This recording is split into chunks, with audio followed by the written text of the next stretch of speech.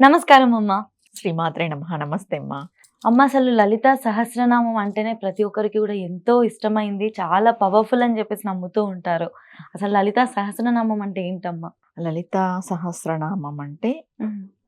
ఇది ఒక తంత్ర విద్య, హుహు. మంత్ర విద్య, హ్మ్. యంత్ర విద్య. రహస్య సహస్రనామాలివి. హుహు. లలిత సహస్రనామాలు కాదు. లలిత రహస్య సహస్రనామాలు. హుహు. ఇప్పుడు విష్ణు సహస్రనామం ఉంది. హ్మ్. వాటికి రహస్య సహస్రనామం అనే పేరు లేదు. హ్మ్. ఎందుకు దీనికి మాత్రమే రహస్య సహస్రనామం అంటే, అంటే రహస్యంగా ఉంది, రహస్యంగా చదవాలనా అనే డౌటొస్తది కొంతమందికి. హ్మ్. రహస్య సహస్రనామాలు అంటే దీనిలో నిగూఢంగా మంత్రాలున్నాయి. అమ్మవారి యొక్క శక్తి నిగూఢంగా ఉంది. దీనిలో యంత్ర శక్తి ఉంది, మంత్రశక్తి ఉంది, తంత్ర శక్తి ఉంది. హ్మ్. దానికి దీన్ని రహస్యమన్నారు. హ్మ్. ఇప్పుడు పారాయణం అందరూ దీనికి ఒక అనుష్టుప్ ఉంది. హ్మ్. అనుష్టుప్ ఛందస్సు అంటారు హుహు. లలిత సహస్రనామం. అనుష్టుప్ ఛందస్సులోనే చదవాలి అంటారు. ఇప్పుడు కొంతమంది మామూలుగా చదువుతున్నారు, పారాయణాలు చేస్తున్నారు. అది ఎవరో రీతి. కానీ అనుష్టుప్ ఛందస్సులోనే పారాయణం చేయాలనేది ఉంటుందన్నమాట. హుహు. లలిత సహస్రనామం ఒక్కొక్క నామానికి 2 లైన్స్ ఉంటాయి. అవును. 32 అక్షరాలుంటాయి. హ్మ్. ఈ 32 అక్షరాలని సగంగా విభజన చేస్తే 16 అక్షరాలు. హ్మ్. ప్రతి శ్లోకము 16 అక్షరంతో ఉంటుంది. హుహు. శ్లోకానికి 2 లైన్లు 32. పూర్తి శ్లోకం 32 అక్షరాలు. ఒక్కొక్క లైన్ వచ్చేసి 16 అక్షరాలతో ఉంటుంది. ఈ 16 అక్షరాలు 16 మాత్రలు అంటారు. మరి వీటిని 8 మాత్రలుగా విభజిస్తాం, 4 మాత్రలుగా విభజిస్తాం. హుహు. ఇలా ఉంటుంది. అనుష్టుప్ ఛందస్సులోనే చదవాలి దీన్ని. హుహు. ఎలా అంటే అలా చదవకూడదు. అంటే ఇప్పుడు జనాలకి ఏమైపోతుంది అంటే పారాయణం చేసే వాళ్ళకి, చదివే వాళ్ళకి కూడా అంటే చదవకూడదు అంటే అసలు చదవకూడదా అని అంటున్నారు. చదవద్దు అని అంటున్నాము అనంటే నేర్చుకొని చదవండి. హ్మ్. నేర్చుకునేంత వరకు మనసులోనే చదువుకోవాలి. హుహు. ఇప్పుడు ఇక్కడేంటంటే లలిత సహస్రనామం అనేది ఒక మంత్రము, ఒక యంత్రం, ఒక తంత్రం అన్నప్పుడు ఆ సౌండ్ బయటికొచ్చినప్పుడు ఆ సౌండ్ కరెక్ట్‌గా లేకపోతే దానికి వ్యతిరేక ఫలితమే ఉంటుంది. హుహు. చెప్పాలంటే ఒక శాస్త్రవేత్త గూడా లలిత సహస్రనామాన్నంతటిని ఒక సౌండ్ రూపంలో క్రియేట్ చేశారనమాట. హ్మ్. ఒక ఎక్విప్‌మెంట్ పెట్టి ఈ సౌండ్ ఏ ఆకారాన్ని పుంజుకుంటుందో చూద్దాము అని. హ్మ్. లలిత సహస్రనామం అంతా అక్కడ విన్న తర్వాత, ఆ సౌండ్ అయిన తర్వాత శ్రీచక్ర యంత్రం ఆవిర్భవించింది ఆ సౌండ్‌కి. హుహు. నిజంగా ఒక విషయం మాట్లాడాలి అంటే ప్రతి మాట, ప్రతి సౌండు ఒక ఆకారాన్ని తీసుకుంటుంది. హుహు. ఏదైనా మనం మాట్లాడేది. ఏ సౌండ్ అయినా గానీ. అందుకే పాజిటివ్‌గానే మాట్లాడాలి అంటారు. నెగెటివ్ మాట్లాడకూడదు అంటారు. హ్మ్. మనం ఒక్కసారి ఈ విశ్వంలోకి ఒక సౌండ్ వదిలినామా, అది ఖచ్చితంగా ఒక ఆకారాన్ని తీసుకుంటది. ఒక మాట. అందుకే మంత్రానికి అంత శక్తి, స్తోత్రానికి అంత శక్తి. హ్మ్. ఎందుకు మంత్రాలకు అంత శక్తి అనంటే ఆ సౌండ్. అందుకే బయటికి చదవకూడదు అంటారు. బీజాక్షరాలైతే బయటికి చదవకూడదు అంటారు. హుహు. ఎప్పుడైతే ఈ లలిత సహస్రనామాన్నంతటిని ఒక సౌండ్ రూపంలో ఆయన క్రియేట్ చేసిన తర్వాత అది శ్రీచక్ర ఆకారం వచ్చింది. హ్మ్. ఇప్పుడు ప్రతి ఒక్కరు చదివేవాళ్ళు తెలుసుకోవాల్సిన విషయం.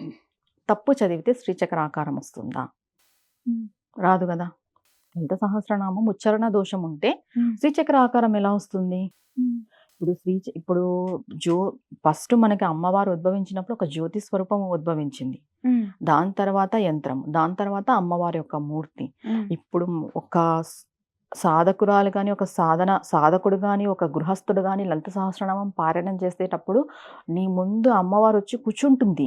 హుహు. దాంట్లో నో డౌట్. నువ్వు డౌట్ పడే అవసరం లేదు. నువ్వు లలిత సహస్రనామం పారాయణం చేస్తున్నావంటే నీ ముందు అమ్మవారుంది. నీ చుట్టూ శ్రీచక్రం యొక్క శక్తి ఉంటుంది. హ్మ్. ఆ శక్తిని నువ్వు ఎలా ఉద్భవిస్తావు, ఎలా క్రియేట్ చేస్తావు, ఎలా ఉత్పత్తి చేస్తావనేది నువ్వు చదివే దాన్ని బట్టి ఉంటుంది. హుహు. నువ్వు సరిగ్గా చదవకపోతే ఆ శక్తి ఏం చేస్తుంది? విపరీత ఫలితాలే ఇస్తుంది. హుహు. స్టార్టింగ్‌లో ఇప్పుడు ఇక్కడ ఇంకొక విషయం ఏం చెప్తానంటే, తప్పులు చదవకూడదా? తప్పులు చదవకూడదా? అసలకే చదవకూడదా అంటారు. ఇప్పుడు చిన్న పిల్లలు వచ్చి రాని మాటలు మాట్లాడతారు. హ్మ్. ముద్దు ముద్దుగా ఉంటాయి. హ్మ్. అమ్మ, నాన్న, బంధువులు కూడా అబ్బా! భలే ముద్దుగా మాట్లాడతాడు. వచ్చి రాని మాటలు. అవునవును. తప్పులే మాట్లాడతారు. హ్మ్. అవి ముద్దుగుంటాయి. కొంచెం పెద్దగయిన తర్వాత అలా మాట్లాడితే తల్లి, తండ్రి ఊరికే ఉంటారా? హ్మ్. ఊరికే ఉండరు కదా! అవును. ఇక్కడ ఏమైపోయిందంటే ఎలా చదివినా అమ్మ క్షమించేస్తుంది. అమ్మ కాబట్టి క్షమిస్తుంది. కానీ నీ వంతుకు నువ్వు ఏ రోజు ఒక రోజు తెలుసుకోవాలి కదా, నేను కరెక్ట్‌గా చదవాలి అని. అవును. ప్రతి టైము నేను తప్పులే చదువుతాను అనుకోని అమ్మ క్షమిస్తుంది అని నువ్వు తప్పులే చదివితే ఎంతవరకు కరెక్ట్? అవునవును. హ్మ్. కరెక్ట్ కాదు కదా! అవునవును. నేర్చుకునేంత వరకు ఒక లిమిట్ ఒక అనేది లిమిట్ ఉంటది. ఉంటుంది. దేనికి ఇప్పుడు నీకు బాగా చదువొస్తుంది.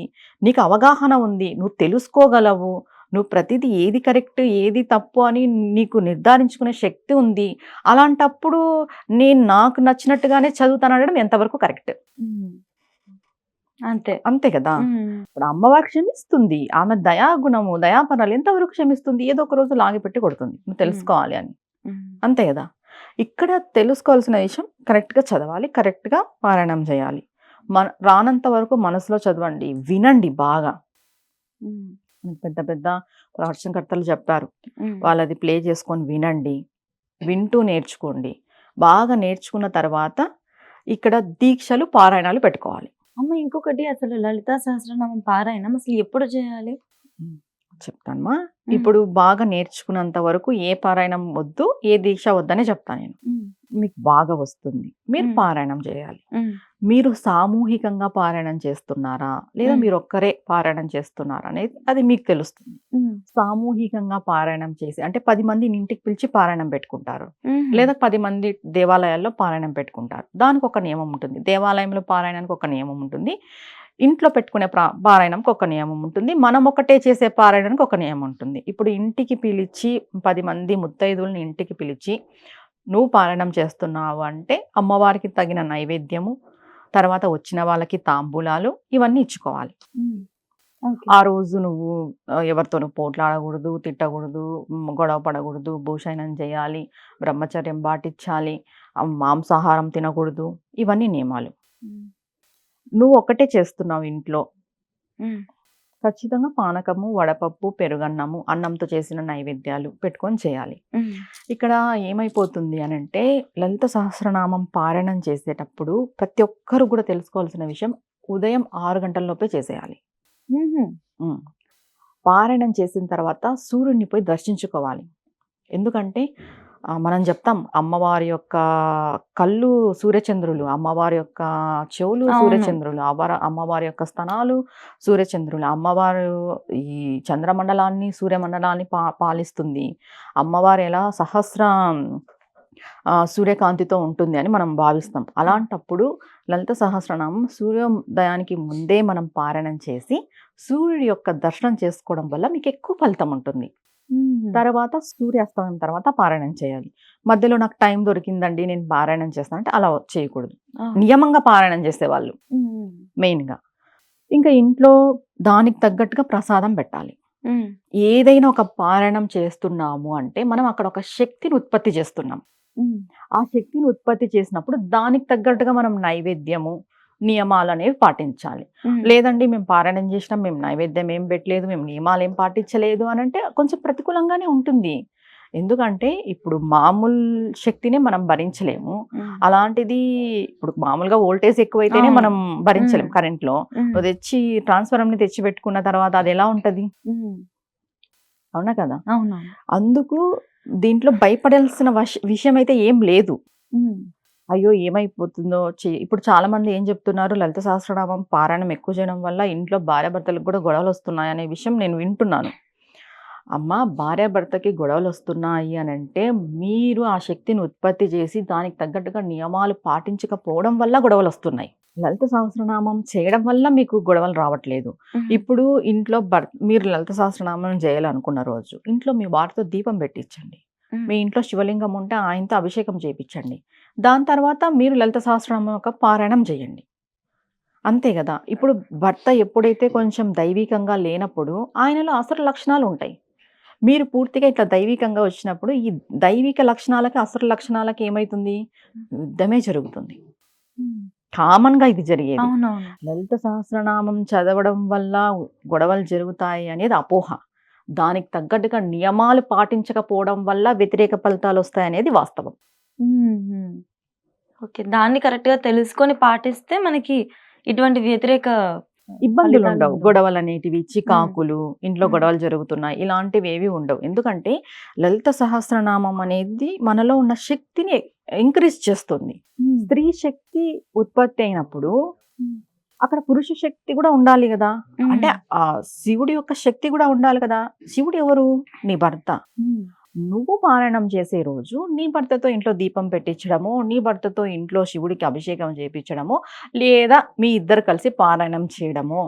లేదు ఇవేవి కుదరవు, మాంసాహారం తినకూడదు, భూసైనం చేయాలి, బ్రహ్మచర్యం పాటించాలి, గొడవలు పడకూడదు. ఈ ఈ నియమాలన్నా పాటించాలి. ఉమ్, ఏ నియమము లేకోకున్నట్టు లలిత సహస్రనామం పారాయణ చేస్తే ఇబ్బందికరమైన వాతావరణమే ఉంటుంది. అక్కడ అంత శక్తి ఉంది దానిలో. ఆషామాషి విషయం కాదు లలిత సహస్రనామం అంటే. ఉమ్, ఆ శ్రీ విద్యకి మొదటి మెట్టు లలిత సహస్రనామం. ఉమ్, ఉమ్, అలాంటి నువ్వు సహస్రనామాన్ని నువ్వు నార్మల్‌గా నేను చేస్తాను, నాకు నచ్చినట్టుగా నేను చేస్తాను అంటే ఇబ్బందికరమైన వాతావరణమే వస్తుంది గదా. ఉమ్, ఉమ్, నియమాలు అవును. ఖచ్చితంగా ఉండాలి. నియమాలు పాటించాలి. ఉమ్, ప్రతి శుక్రవారం అని చేసుకోవచ్చు. ప్రతి మంగళవారం చేసుకోవచ్చు. కొంతమంది 40 రోజులు దీక్షగా చేసుకుంటారు. కొంతమంది 6 నెలలు దీక్షగా చేసుకుంటారు. భార్యాభర్తకి బ్రహ్మచర్యం అనేది ఎవరైతే ఉంటారో వాళ్ళకే. భార్యాభర్త ఖచ్చితంగా బ్రహ్మచర్యం ఉండాలనైతే ఏం లేదు. ఉమ్, కానీ మాంసాహారం తినకూడదు, భూషయనం ఇవన్నీ ఈ అబద్ధాలు చెప్పకూడదు, గొడవలు పడకూడదు. మెయిన్‌గా ఏ పారాయణము, ఏ దీక్ష ఏది చేసినా కూడా మనసు మంచిగుండాల. ఉమ్, మనసు మంచిగా లేక నువ్వు ఎన్ని చేసినా కూడా ఏం ప్రయోజనం లేదు. ఉమ్, ఇంక అమ్మవారితో అసలే ఆటలాడొద్దు. ఉమ్, నీ మనసు నిండా ఏవేవో పెట్టేసుకొని నేను అమ్మవారిని మొక్కుతాను, నేను అమ్మవారి పాదాలను పట్టుకున్నాను అంటే కుదరదు. ఉమ్, ఆమె అంత ఈజీగా ఉండదు విషయం. ఉమ్. అందుకు ఈ నియమాలన్నీ పాటిస్తూ పారాయణం చేసుకుంటే చాలా మంచిది. ఓకే. ఓకే. ఇంకేం నియమాలుంటాయమ్మా? మంగళవారం, శుక్రవారము ఇంట్లో భార్యాభర్తల మధ్య గొడవలు పెట్టుకోకూడదు, అబద్ధాలాడకూడదు. ఇంకా ఇంకేమైనా ఉంటాయా ఇదే విధంగా? ఇంకా ఏం లేదు మనకి స్పెషల్ డేస్ వస్తాయి. అష్టమి అని, పౌర్ణమి అని, హ్మ్. ఇంకా దాని తర్వాత నవరాత్రులని ఇలా హ్మ్. మనకి స్పెషల్ డేస్ వచ్చినప్పుడు కూడా నియమంగా లలిత సహస్రనామం పారాయణం చేసుకోవడం వల్ల మంచిది. హుహు. మంచి ఫలితం ఉంటుంది. మనం అమ్మవారి యొక్క శక్తిని మనం ఉత్పత్తి చేసి ఆ శక్తిని మనలో నిలుపుకుంటున్నాము. అమ్మవారి యొక్క అనుగ్రహం లేనిదే నువ్వు లలిత సహస్రనామం గురించి వినవు, తెలుసుకోవు, పారాయణం చేయవు. హ్మ్. అలాంటిది నువ్వు కరెక్ట్‌గా చేస్తే ఇంకా మంచిది కదా. అవునవును. హ్మ్. అంతే కదా. ఒక సాధకుడు కరెక్ట్‌గా ఒక మంచి వేలో వెళ్తే అమ్మవారి యొక్క నిదర్శనము, అనుగ్రహము, దయ, కృపా కటాక్షాలకు అన్నిటికి మనం పాత్రులు కాగలం. హ్మ్. అమ్మ ఇంకొకటి ఇది ఓన్లీ మహిళలు మాత్రమే చేయాలా పారాయణం? లేదా మగవారు కూడా చేయొచ్చా?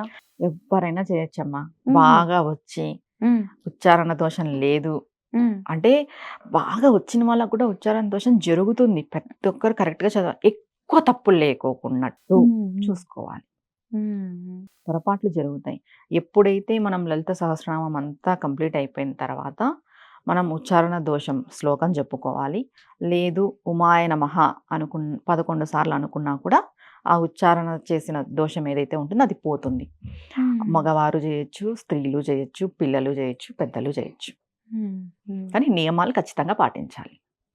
అమ్మ ఇందాక మీరు చెప్పేటప్పుడు అసలు లలితా సహస్రనామం అనేది ఏంటి అనేది చెప్పారు కదా! అసలు ఇది ఎవరు ఉపదేశించారు? ముందుగా చెప్పాలంటే హయగ్రీవ స్వామి అగస్త్య మహామునికి చెప్పారు హ్మ్. ఇది. హుహు. ముందు మనం ఏదైనా పారాయణం చేసేటప్పుడు తెలుసుకోవాల్సిందేంటంటే, ఒక మంత్రం ఉంటుంది. స్తోత్రం. లలిత సహస్రనామం తెలుసుకుందాం. ఎవరి గురించి పారాయణం చేస్తున్నాం? హ్మ్. ఎవరు? అమ్మవారు. హ్మ్. దేని గురించి పారాయణం చేస్తున్నాం? అమ్మవారి యొక్క శక్తి. ఏముంది దీంట్లో? హ్మ్. శ్రీచక్రం ఒక శక్తి. హ్మ్. అంటే యంత్ర, మంత్ర, తంత్ర స్వరూపం. మూర్తి. హ్మ్. అమ్మవారిని ఈ శ్లోకాలు ఏం చెప్తున్నాయంటే ఒక్కొక్కటి అమ్మవారి గురించి వివరిస్తూ వస్తాయన్నమాట. అమ్మవారు ఎలా ఉంది అని హ్మ్. చెప్తున్నాయి. ఆ భావన మనం గూడా చేయాలి. హ్మ్.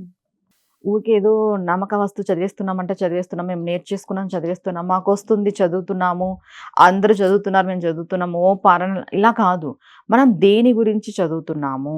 హ్మ్. ఎవరి గురించి చదువుతున్నాము? ఎవరిని మన మనసులో నిలుపుకోవాలి? ఎవరిని మనం ధ్యానం చేయాలి? అసలు ఈ హ్మ్. శక్తి అంతా ఎవరి గురించి చెప్పబడింది? హ్మ్. అనేది మనం తెలుసుకోవాలి. హ్మ్. తెలుసుకొని పారాయణం చేస్తే చాలా చాలా మంచి ఫలితాలుంటాయి. హ్మ్. నియమాలన్నీ పాటిస్తూ. హుహు. అమ్మ ఇది దీక్ష అంటే అందులో ఏముంటుంది? అసలు దీక్ష ఏ విధంగా చేస్తారు? అంటే కొంతమంది కామ్యం పరంగా దీక్ష చేస్తారు. వాళ్ళకేదైనా కోరిక ఉంటుంది. హ్మ్. కోరిక ఉండడం వల్ల 40 రోజులు దీక్ష పెట్టుకుంటారు. 6 నెలలు దీక్ష పెట్టుకుంటారు. అది సంతానం కోసం కానీ, హ్మ్. పెళ్లి కోసం గానీ, జాబు, ఉద్యోగం, విద్య ఏదైనా సరే. హ్మ్. దీక్షగా పెట్టుకొని ఇన్ని రోజుల్ని చేస్తారు. వాళ్ళ కామ్యం కూడా నెరవేరుతుంది. నియమాలన్నీ పాటిస్తూ దీక్ష చేయడం వల్ల. దీక్ష అంటే ఏం లేదు దాంట్లో మనం ఏం చెప్తాము, మాంసాహారం కంప్లీట్‌గా వదిలేయాలి. అంటే ఆ ఓకే. దీక్ష టైంలో భూషయనము లేదా ఏకభుక్తం ఉంటారు. అది లేని వాళ్ళు తింటారు ఓకే. లైట్‌గా. ఇంకా బ్రహ్మచర్యము. ఇవే చెప్తాం. ఈ నియమాలు పాటిస్తూ సూర్యోదయానికి మునుపు గాని, సూర్యాస్తమయం తర్వాత గాని చేసుకోవాలి. ఇక్కడ మెయిన్ అంటే సమయపాలన అనేది చాలా ఇంపార్టెంట్. మీరు ఏ టైంకైతే స్టార్ట్ చేస్తారో ఆ టైంకే స్టార్ట్ చేయాలి ప్రతిరోజు. ఓకే. లేదండి ఆహా! మేము ఇవాళ పొద్దున చేసాం, రేపు ఈవినింగ్ చేస్తాము. అలా ఉండకూడదు. హుహు. మీరు ఈవినింగా, మార్నింగా అనేది ముందే డిసైడ్ అవ్వాలి. హ్మ్. మాకు ఏ టైం అయితే మేము చేసుకోగలము అని. మీరు మార్నింగ్ డిసైడ్ అయితే మార్నింగే చేయాలి. దీక్ష కంప్లీట్ అయ్యే రోజులంతా. హుహు. మీరు టైమింగ్స్ ఊకే చేంజ్ చేయడానికి ఉండదు. ఆహా! టైమింగ్ అస్సలు చేంజ్ చేయకూడదు. సమయ పాలన చాలా చాలా ఇంపార్టెంట్. ఇక్కడ దీక్ష అంటే ఏమైపోతుంది అంటే ఏదో మనం అమ్మవారి కోసమో, మన కోసం అనే విషయం పక్కన పెడితే ఒక డిసిప్లిన్. అవును. దీక్ష అనేది ఏం చేపిస్తుంది మనకి నేర్పిస్తుంది అంటే క్రమశిక్షణ. డిసిప్లిన్‌ని నేర్పిస్తుంది. ఇంకొకటి ప్రతి ఒక్క దీక్ష చేసే వాళ్ళు తెలుసుకోవాల్సింది అంటే ఇప్పుడు మాలలు వేసుకొని దీక్ష చేస్తారు. ఇంట్లో ఇట్లా దీక్షలు తీసుకుంటారు. దీక్ష టైంలో మీరు ఎలా అయితే ఉంటారో, హ్మ్. దీక్ష తర్వాత కూడా మీరు అలా ఉంటే, ఆ దీక్ష చేసిన ఫలితం వస్తుంది. అంటే ఏంటి బ్రహ్మచర్యం ఇది గాదు. మనం ఎవరితోనూ గొడవ పడం. అబద్ధాలు చెప్పం. ఒకరి గురించి ఆలోచన చేయం. ఇవన్నీ దీక్ష టైంలో ఉంటాం. హ్మ్. దీక్ష అయిపోయిన వెంటనే నువ్వు పక్కనోడిని పోయి తిట్టినావు. పక్కనోడితో గొడవ పడినావు. ఏదో నువ్వు అధర్మంగా ఉన్నావు. ఏం ప్రయోజనం వస్తుంది? అవును. రాదు. ఈ దీక్ష అనేది ఎందుకు చెప్పారంటే, ఈ 40 రోజులు నువ్వు ఎలా అయితే ఉంటావో, ఈ 40 రోజులు అయిపోయిన తర్వాత కూడా నువ్వు అలా ఉండగలగాలి. అలా ఉండగలిగితేనే నీ దీక్షకి ఫలితం ఉంటుంది. ఇది ప్రతి ఒక్కరు దీక్ష చేసేవాళ్ళు తెలుసుకోవాల్సిన విషయం. లేదండి మేము 40 రోజులు చాలా బాగున్నాము. 41 రోజే మేము పోయి మాంసాహారం తిన్నాము. లేదంటే ఇంకొకరిని తిట్టినాము, ఇంకొకరితో గొడవ పడినాము, ఇంకొకరిని ఏదో అన్నాము, ఇంకొకరిని హింసించినాము అంటే అసలు ప్రయోజనం లేదు దీక్ష చేసి. ఒక దీక్ష మనం చేస్తున్నాము, ఒక దీక్షకు మనం పూనుకున్నామంటే మనల్ని మార్చుకోవడమే దీక్ష. మనల్ని మార్చుకుంటూ మనం అమ్మవారికి గాని, అయ్యవారికి గాని దగ్గర కావడమే దీక్ష. దీక్ష వెనుకున్న కాన్సెప్టే ఇది క్రమశిక్షణ అనేది ఉండాలి అని క్రమశిక్షణ, చెప్పేసి. మార్పు మారాలి. మన మనసు మారాలి, మనం మారాలి. మనం దేవి యొక్క సాయుధ్యం గాని, శివ సాయుధ్యం గాని పొందాలి అంటే కంటిన్యూ మార్పు అనేది ఇంపార్టెంట్. అవునవును. నువ్వు తాత్కాలికమైన మార్పు కాదు నువ్వు ఇంపార్టెంట్ ఇవ్వాల్సింది. పర్మనెంట్ చేంజ్ అనేది చాలా ఇంపార్టెంట్. అవునా కదా? అవునవును. ఆ పర్మనెంట్ చేంజ్‌ని తీసుకొని రావాలి నువ్వు చేసిన దీక్ష. అమ్మ ఎప్పుడైనా దీక్ష తీసుకోవాలి అని అంటే ఎవరైనా వాళ్ళకి సొంతంగా తీసుకోవచ్చా? లేదా ఎవరైనా కలిసి గురువులని వాళ్ళ గైడెన్స్ కింద చేయాలా? గురువు గైడెన్స్‌తో చేస్తే చాలా మంచిది. ఇంకా లేదు గురువులు లేరు అనుకున్నప్పుడు మీ ఇంట్లో పెద్దలు లేదా మీకు తెలిసి ఉంటుంది. ఎలా చేయాలి ఏంటి అని, నియమాలు ఏంటి అని. దాన్ని బట్టి మీరు చేసుకోవచ్చు. ఓకే. ఉంటే చాలా బెటర్. ఒకవేళ ఉంటే చాలా లేకపోయినా కూడా మంచిది. పూర్తిగా తెలుసుకొని అందులో పూర్తిగా దిగితే మంచిది. తెలుసుకొని దిగి చేస్తే చాలా మంచిది. ప్రతి ఒక్కరు ఏంటి అంటే మేము 40 రోజులు దీక్ష, 6 నెలలు దీక్ష పెట్టుకున్నామంటే మీరు దీక్ష టైంలో ఏదైతే వదిలేసింటారో దాన్ని కంటిన్యూగా వదిలేయడానికి ట్రై చేయండి. ఇప్పుడు మీరు అబద్ధాలు చెప్తుంటారు. దీక్ష టైంలో అబద్ధాలు మానేస్తారు. పూర్తిగా అబద్ధాలు మానేయండి. లేదా మీకు కోపం ఎక్కువ ఉంటుంది. దీక్ష చేసినప్పుడు ఆ కోపాన్ని అణిచిపెట్టుకొని ఉంటారు. అణిచిపెట్టుకోవద్దు. నిర్మూలించు. టైం పడుతుంది కానీ ట్రై చేయాలి. దీక్ష టైంలో ఎలా అయితే ఉంటామో అలా నార్మల్ ఆల్టర్నేటివ్ డేస్ కూడా అలా ఉండడానికి మనం ట్రై చేయాలి. ఖచ్చితంగా. ప్రయత్నం అనేది చేస్తే ఫలితం భగవంతుడు ఖచ్చితంగా ఇస్తాడు. అమ్మ లలితా సహస్రనామం కష్టకాలంలో ఎటువంటి దారి చూపిస్తుందమ్మా? అంటే అసలు ఎటువంటి ఫలితాలు వస్తాయి పారాయణం చేయడం వల్ల? ఇక్కడ ఫలితము అనేది పక్కన పెడితే అమ్మవారు ఏమి ఇవ్వదు అని నేను అంటాను. అన్నీ ఇస్తుంది. అంటే చెప్తాం మనం మామూలుగా శ్రీ విద్యలో ఏం చెప్తామంటే ఇహలోక సుఖము, పరలోక మోక్షము 2 లభిస్తాయి అని. శ్రీ విద్యకి మొదటి మెట్టు లలిత సహస్రనామం. లలిత సహస్రనామం కంటే మేలైనది సౌందర్య లహరి. అంటే ఇట్లా భేదాలు చెప్పకూడదు మామూలుగా అంటే ఇంకా గొప్పది సౌందర్య లహరి. ఇది మొదటి మెట్టు. అలాంటి లలిత సహస్రనామ పారాయణం చేయడం వల్ల ఏమి రాదు, అన్నీ వస్తాయి. ఏమంటే సాధకుడికి, సాధకురాలకి, గృహస్థులకి ఉండాల్సిన లక్షణాలు కొన్ని ఉండాలి. అమ్మవారు అన్నీ ఇస్తుంది. ఇది ఇవ్వదు అనడానికి లేదు. ఈ కామ్యం నెరవేరదు అనడానికి లేదు. మన ప్రారాబ్ధ కర్మ వల్ల లేట్ అవుతుంది తప్ప, మన ప్రారాబ్ధ కర్మ వల్ల ఇబ్బంది తప్ప, ఆమె ఇవ్వడానికి ఎప్పుడు సిద్ధంగా ఉంటుంది. ఆమె పాదాలను పట్టుకున్న తర్వాత. అంతే. అంతే. మనసు ప్రశాంతంగా పెట్టుకొని, మన ఏమంటారు ఏకాగ్రత అంతా ఒక చోట పెట్టుకొని, మన లెవెల్ బెస్ట్ ట్రై చేయాలి ముందుగా మారడానికి. మన సైడ్ నుంచి ఎఫర్ట్స్ ఉన్నాయి అని అంటే ఖచ్చితంగా అంతా మంచే జరుగుతుంది. అండ్ మీరు చెప్పినట్లుగా కూడా మిస్టేక్స్ వస్తాయి అని చెప్పేసి ఎవ్వరూ భయపడాల్సిన అవసరం లేదు. కాకపోతే ముందుగా మనం ఎంతవరకు నేర్చుకుంటున్నామో, మనం ఎంత ట్రై చేస్తున్నాం మిస్టేక్స్ లేకుండా చదవడానికి అనేది మాత్రం ఖచ్చితంగా గుర్తుంచుకోవాలండి. అంతేమా. మనం ప్రయత్నం అయితే విడవకూడదు. ప్రయత్నం ఇవ్వకూడదు. ప్రయత్నం చేస్తూ పోతే ఫలితం భగవంతుడు ఇస్తాడు. ఈ ప్రయత్నంలో కూడా మనల్ని కరెక్షన్ చేసుకుంటూ వెళ్ళాలి. ఒకటి ఏంటంటే మనం నిత్య విద్యార్థి. జీవి అనేవాడు నిత్య విద్యార్థి. అంటే అవును. స్కూల్కి వెళ్ళి చదువుతామని కాదు, హ్మ్. జీవిత పాఠంలో కూడా మనం నేర్చుకుంటూ పోతాం. అవును. కొన్ని పాఠాలైతే, కొన్ని గుణపాఠాలైతే, కొన్ని మనకి ఎగ్జామ్స్గా మిగిలిపోతాయి, కొన్ని మంచి అనుభవాలైతే, కొన్ని చేదు అనుభవాలైతే. అవును. అంతే. ప్రతిదీ మనం నేర్చుకుంటూ వెళ్ళడమే. హ్మ్. ఇది కూడా మంచిగా నేర్చుకుంటూ ఆధ్యాత్మిక మార్గంలోకి వస్తే చాలా మంచిది. హ్మ్.